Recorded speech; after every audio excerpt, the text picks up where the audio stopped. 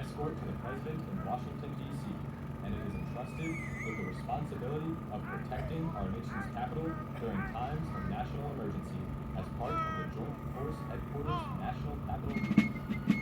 The Old Guard's ceremonial duties include welcoming official guests to the Department of the Army, Department of Defense, and the President, guarding the Tomb of the Unknown Soldier in Arlington National Cemetery, and performing in a variety of parades and community events. The Commander-in-Chief Guard is the official representative of the U.S. Army's colonial heritage. The unit participates in ceremonies and reenactments annually. They are dressed in production uniforms with red facings, in accordance with General Washington's General Order of 2 October 1779. The Commander-in-Chief's Guard, also known as Washington's Life Guard, was established on March 12, 1776. General George Washington issued an order calling upon each of the 15 original state regiments to declare 4 soldiers each to serve as his personal bodyguard. As a result, the Commander-in-Chief's Guard was the first regiment in the Continental Line to have soldiers from all 13 states within its ranks. General Washington handpicked the original 54 members of the Commander-in-Chief's Guard. The soldiers were trained in the formal tactics of 18th century warfare according to the instructions of Baron Friedrich von Steuben. They were exemplified with steady professionalism American soldiers could attain with proper leadership.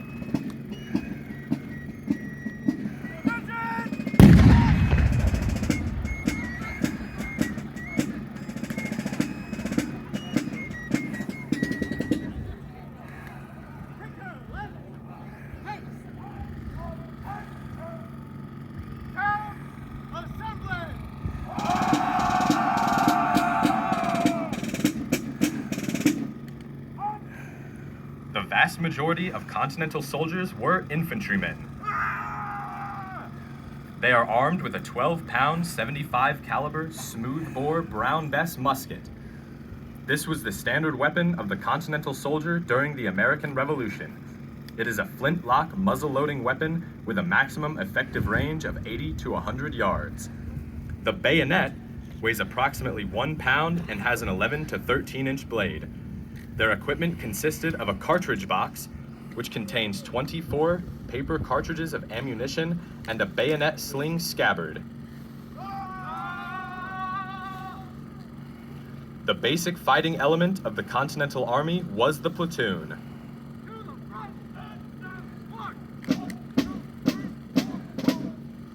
The platoon consisted of 10 soldiers commanded by a non-commissioned officer armed with a 12-pound, 75 caliber smoothbore Brown Bess musket and a sword. First platoon is led by Staff Sergeant David Rodriguez. Second platoon is led by Staff Sergeant Aaron Larson. 2 platoons form a division.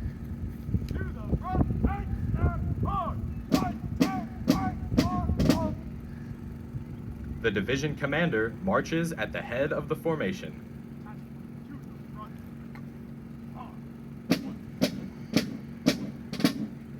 He carries an 18th century weapon called an espontoon. Besides being an effective weapon, the espontoon also serves as a badge of rank, making it possible to quickly locate battalion and division officers in the ranks. The Commander-in-Chief's Guard is commanded by First Lieutenant Thomas Montano. The division would not be complete without other support elements. Field music is important to the command and control of the battalion in camp and on the battlefield. The fifes and drums march at the head of the division with the commander and act as their voice. They are used to signal troop formations and other daily events. In battle, they are placed on the flanks and center rear. In keeping with 18th century tradition, the Old Guard Fife and Drum Corps wear uniforms with colors reversed to signify that they are musicians, not combatants. Since the 16th century, the regimental colors have been one of the most important elements in a military unit. The colors indicate their commander's location, and soldiers keep their positions in formation by dressing on the colors. At the center of our formation is the personal colors of General George Washington and the Commander-in-Chief's Guard. Today's color ensign is Sergeant Jacob Lopez.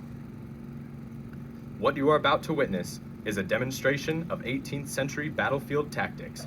Unlike the irregular militia that confronted British soldiers in Massachusetts in 1775, the Continental Army fought using the tactics of European professional soldiers. Imagine, if you will, you have just traveled back 247 years, and this American division is about to meet an approaching enemy to provide a constant rate of fire against the opposition as they advance. The division fires by platoon. Take care to fire by platoon! To the front and down, march! Take, ready? Take, aim! Fire! Drive and load! To the front and down, march! Take, ready? Take, aim! March! Drive and load! This continuous fire limits the enemy's ability to make advances or other tactical moves. The division moves, fires, and responds to the commands of the division commander, who makes the tactical decisions. The line formation is the basic element of all formations and allows a unit to easily mass fires.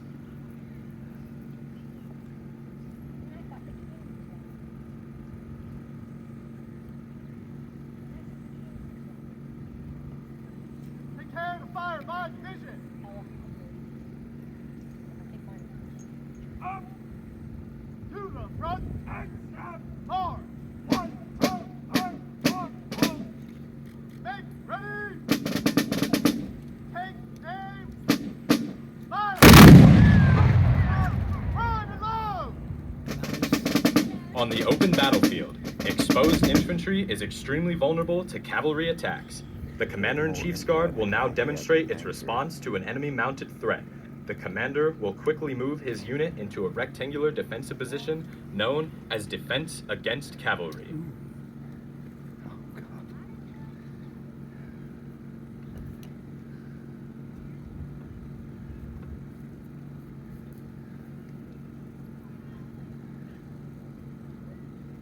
Up! Take care to defend against cavalry! Up! Out! Up! Out! Take! And 1, and 2, and 3! Forward! Forward! On!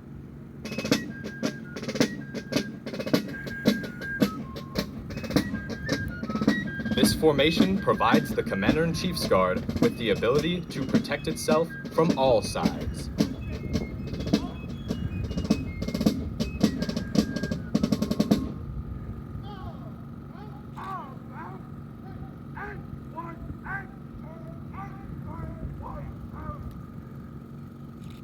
The soldiers utilize the 11-inch bayonets affixed to their muskets to form a circle of sharpened steel and repel a direct horse-mounted assault on their formation.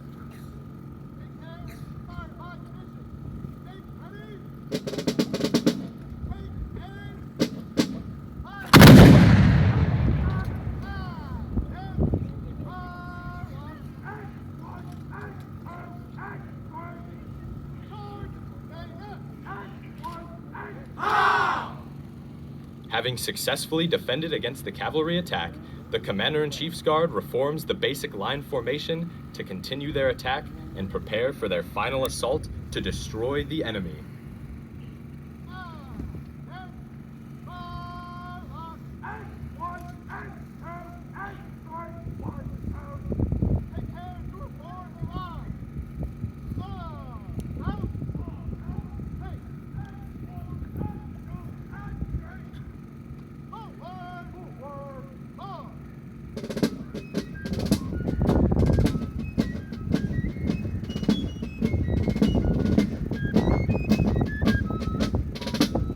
Seeing an opportunity to close with the enemy, the commander once again advances his unit, this time in an attempt to force the opposition from the battlefield. To the front and stand hard!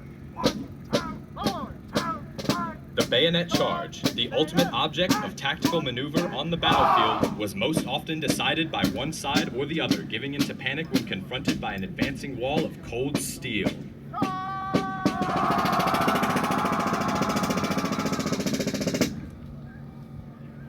Ladies and gentlemen, the Commander-in-Chief's Guard.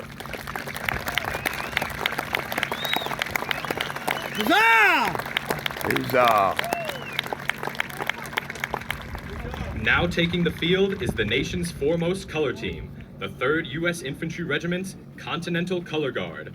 Please rise for the advancing of the colors and remain standing for the playing of our national anthem. Colors, forward, on!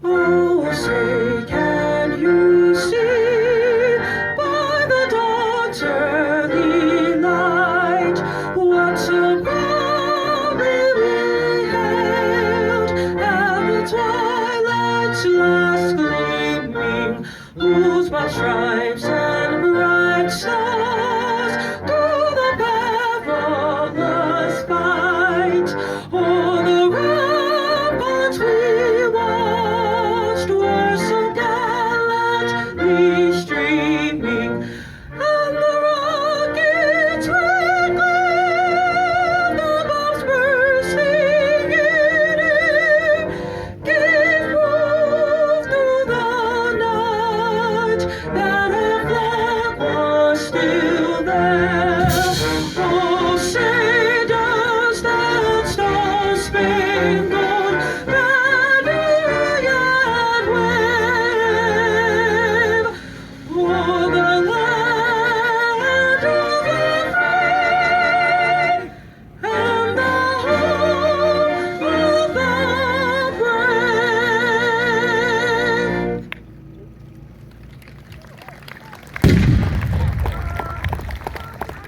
You may now be seated.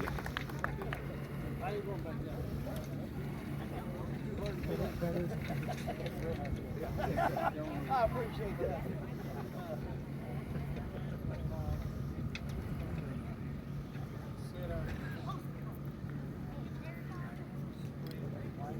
Sang that pretty good, didn't she? She did. That's singing the national anthem. Right, right, six, and one, and turn.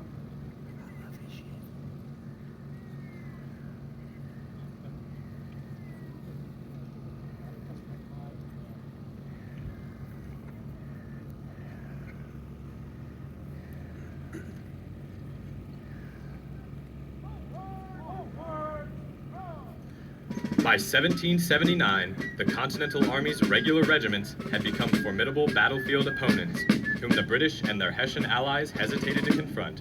In particular, their ability to stand their ground during British bayonet charges and then countercharge produced several victories during the latter part of the war and ultimately helped secure the independence of the United States.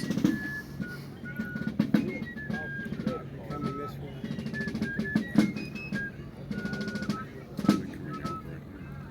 You might go back out the way you came. Typically, that's what you do. Once again, ladies and gentlemen, the Commander-in-Chief's Guard.